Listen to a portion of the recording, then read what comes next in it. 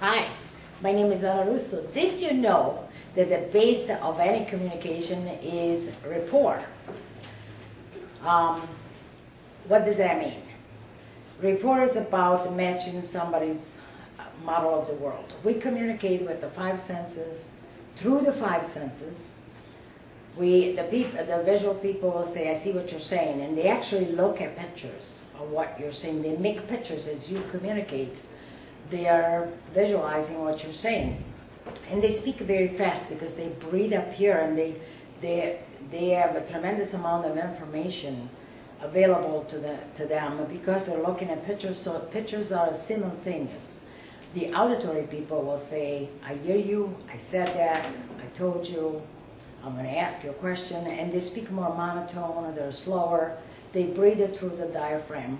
And sound is sequential, so it takes a little longer. So people that are auditory, they will pay attention to how you sound and how you present auditorily the information. Then there's people that pay attention to feeling, so they translate everything you say through their feeling, and they speak slower, and that's why they say, I need to sleep on it, I need to check it out, it doesn't feel good, and they speak slower. Obviously, because they speak slower, they drive the visual people a little crazy. Because the visual people, they see it simultaneously, and they want an answer quickly. They don't have the patience to wait. And the feeling people look at the visual going all over the place and going really fast and getting more aggravated inside, and that breaks a rapport. That's one way of breaking a rapport, using different modes of communication. The other way is not matching the body language. So the words that we use are 7% of the communication. 38% is the tone of voice. 55% is the body language. Now, when we want to communicate something, especially if it's something difficult to present, we need to match the body language. We need to match the tone of voice. We need to be softer. This is how we maintain a rapport or gain a rapport with people. And from time to time, you do all of that, and because you're touching on something difficult, you might break a rapport again. And again, you start over. You sit the same way, with the same gesture, the same posture. You know, they blink, you blink, and delay just like 10 seconds. You don't have to do it exactly the same. And by the way, if you are sitting next to someone and matching that person, is called matching. You sit exactly the same way they do. If you are across from somebody, it's called the mirroring. So you sit the same way that person is sitting, or you're standing the same way that person is standing. And then you pay attention also to the tone of voice. Obviously, if somebody's angry, you might say, wow, I can see that you're a little aggravated, and then immediately shift it. What people do is the minute they hear somebody raise their voice because they're aggravated or angry, they get angry themselves, so they forget to do all these things. And what we recommend is to step back and look at yourself. As you look at yourself, you take a snapshot to see if you are matching the other person's body, and just to match the tone of voice with one or two words, and then bring it down again so you can start over. Rapport is the base of all communication. If we don't have a rapport, people are not going to pay attention to what you have to say.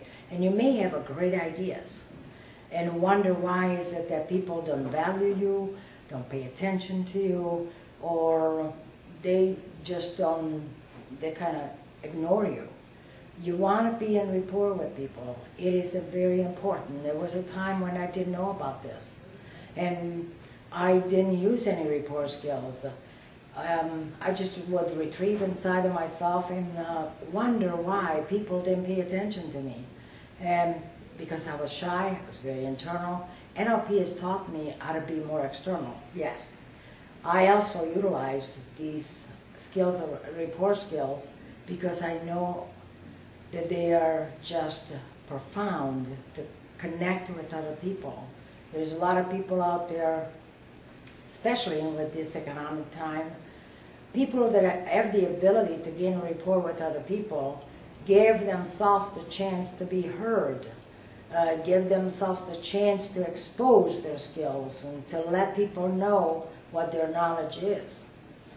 So they can be valued or not. You know, it could be that it's a fit, it could be it's not a fit, and go on to another person. At least the person that's hiring would say, you know, you have a great skills, a great thing to offer, but we don't have that position today, so you don't walk away defeated. That's one way to apply it. The other way is, how do you communicate in the family?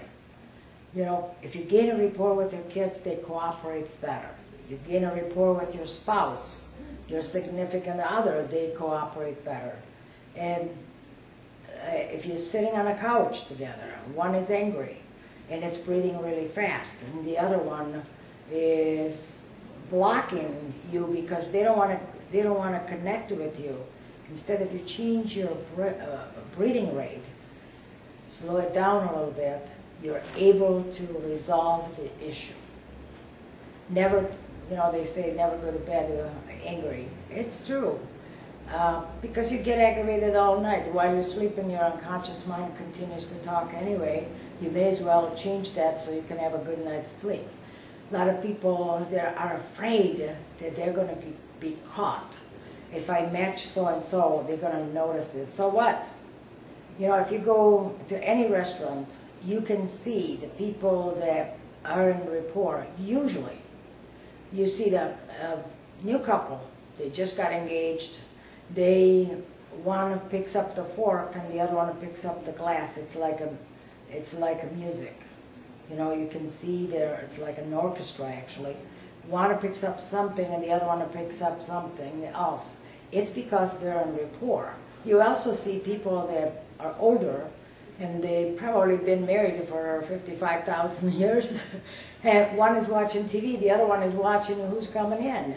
There is not much going on there. They don't even talk to each other. They're just there to have dinner and go home. Well, there is a way to learn this, and that's what we offer. We offer the ability for you to be able to gain a rapport with anybody, even resistant people, because resistance in people is lack of rapport.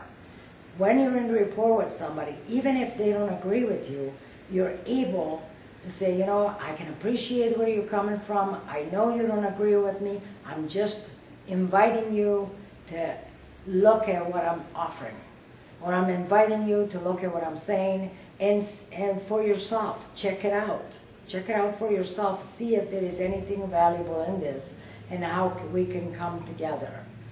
So again, this applies to relationship, applies to business, applies to people in general. Who doesn't talk? Everybody talks. Who doesn't have to make a decision? Everybody does. Now, here's another one. There are people that talk to themselves a lot. We have external communication, internal communication. We talk to ourselves. Now, people that talk to themselves more than the rest of us never make a good decision, never are able to make a decision. They talk to themselves and then they talk themselves out of it. I help them become more external by looking at what they say to themselves. Oh, okay, I want to buy this furniture. All right, what would it look like? Can you imagine it in your room? Because I have seen people that have taken 6 months to buy one couch. Now, I don't have time for all of that. When I would have bought the couch, it would have been used up already. 6 months to buy a couch, because from one store to another. They found the couch, the color they wanted, the style they wanted, but maybe they would say to themselves, maybe there is a better price, a better opportunity. 6 months later, they were frustrated because they couldn't make a decision about buying this simple couch. Imagine about making life decisions. I was just surprised. I said, look, can you see this couch in your family room? Where do you need it? Is that in your family room? Yes. Can you see it there? Imagine sitting on that couch or laying on the couch. What would it feel like? And the person said, oh my God, I think I'm going to buy that couch today, and she did.